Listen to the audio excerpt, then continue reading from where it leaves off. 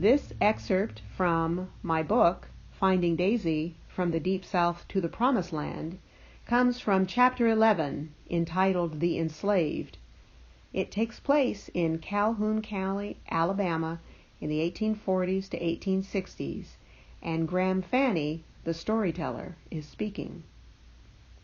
I put on the white and blue apron I often wore when it was time for the storyteller to make her grand appearance, then trudged toward the well-worn rocking chair near the window. My long graying hair was plaited in the back and rolled around in a bun on my head today.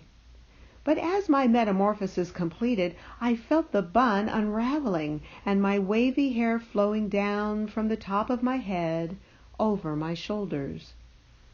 My loving gaze rested on each child sitting on the floor around me. William, Wilda Lee, Daisy, and Ruby Lee were joined this time by their Clayton cousins, Stella, Eva, Mary, and Buddy. I sat in the old rocking chair as usual, took some deep breaths, and relaxed into my yesteryears, as I always did.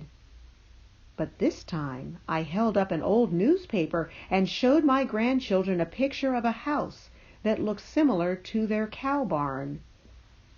Grayed wooden slats were nailed to vertical posts at the four corners, with little slits where the boards should have butted up to one another to keep out the cold winter wind.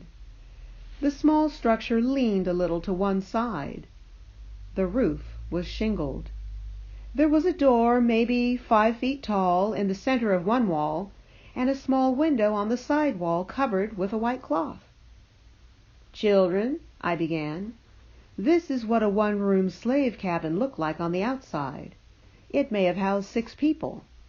There was room for a bed in the corner that 4 people might sleep in, and 2 more might sleep on the floor. They stuffed grass, bird feathers, moss, or straw inside a bag that served as a blanket on the bed, and a pallet on the floor. A blackened fireplace lined with red brick made by the slaves was on the opposite wall, with a hole in the ceiling that acted like a chimney to let most of the smoke outside.